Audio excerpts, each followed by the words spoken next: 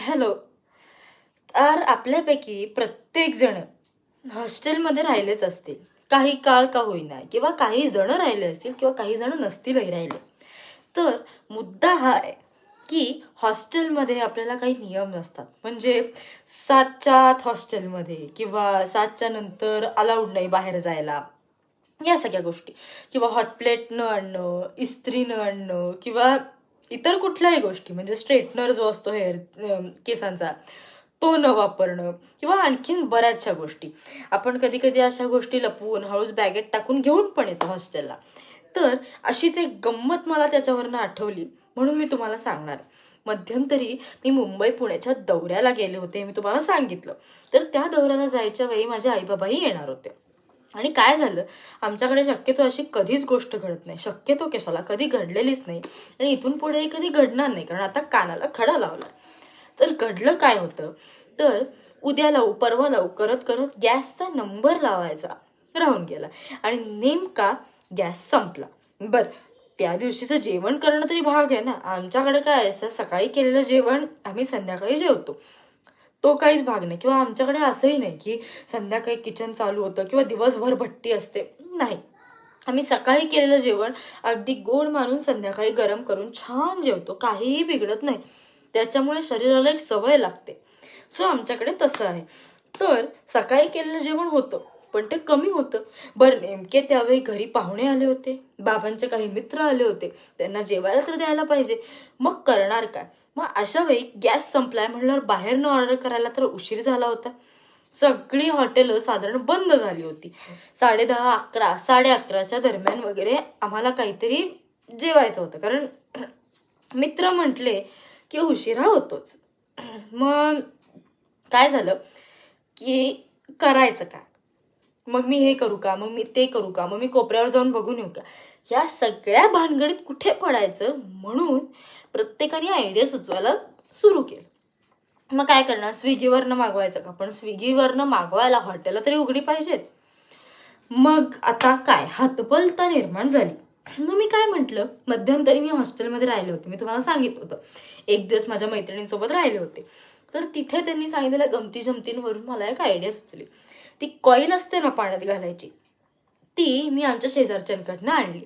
ती बादलीत घातली, पाणी तापवून घेतली, आणि ते पाणी तापवून घेऊन त्याच्यात मी एक्सपेरिमेंट करण्याचा प्रयत्न केला, पण तो समाव फसला, कारण आजकाल कॉईल कोणी वापरत नाही. मग मी काय केलं, गिझरनी पाणी तापवलं, ते कडक तापलं, आणि त्या तापल्यानंतर मी बादली घेतली, त्या बादलीत ते पाणी ओतलं, म्हणजे भांड्यात किंवा एका दुसऱ्या बादलीत तापवलं होतं, त्या स्टीलच्या बादलीत घेतलं, त्याच्यात पाणी ओतलं, आणि खिचडीचं, म्हणजे अर्धी खिचडी जी लावली होती, मित्रमैत्रिणी आलेत म्हणून संध्याकाळी करायला, तिथंच निम्मा गॅस गेला. तर ते भांडं त्या बादलीत ठेवलं, आणि ठेवल्यानंतर ते इतकं तापलं होतं की आतनं त्याला उकळी मिळाली. थोडक्यात काय, बिरबलाची खिचडी म्हणतो ना, तशा पद्धतीने ते केलं, आणि अहो गंमत काय, खिचडी शिजली.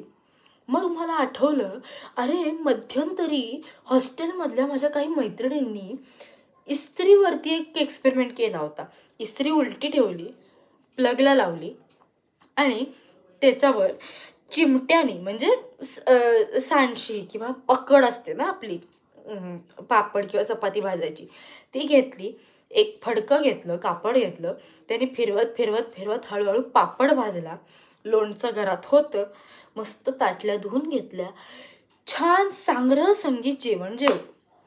ऍक्च्युली गोडही आणायचं होतं बाहेरनं काहीतरी, पण दुकानं बंद, करणार काय. सो अशा पद्धतीचा एक छान एक्सपेरिमेंट आम्ही घरी केला, आणि तो सक्सेसफुल झाला, यशस्वी झाला. कुठेतरी अगदी कॉलर टाईट झाल्यासारखं वाटलं. एक दिवस का होईना हॉस्टेलचा वापर मला घरी करता आला, आणि त्यावेळी असं वाटलं की अरे वा, काय भारी आहे, म्हणजे आपण हॉस्टेलमध्ये न राहता या गोष्टी करू शकतो. आणि मला इतकं भारी वाटलं माहिती आहे त्यावेळेला, की मला अजूनही ते इनोव्हेशन मी केलेलं आठवतंय. हां, आता तुम्हाला इस्त्रीवर भाजलेले पापड खायचे असतील तर तुम्ही नक्की या.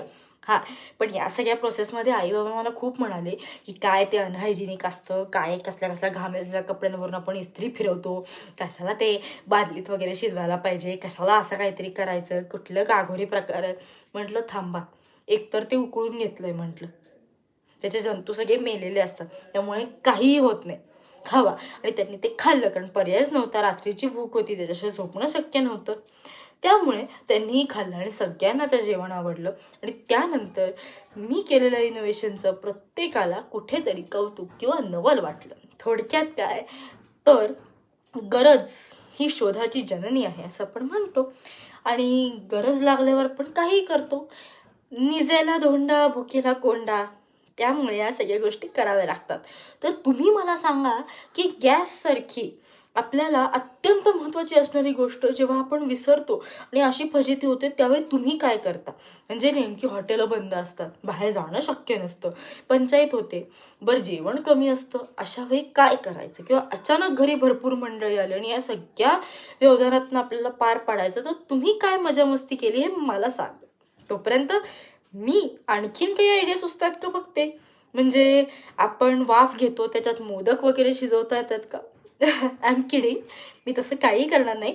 पण हां, हे एक्सपेरिमेंट लक्षात ठेवा. कधी गरजेचे लागले किंवा गरज पडली तर नक्की वापरू शकता. Okay, bye.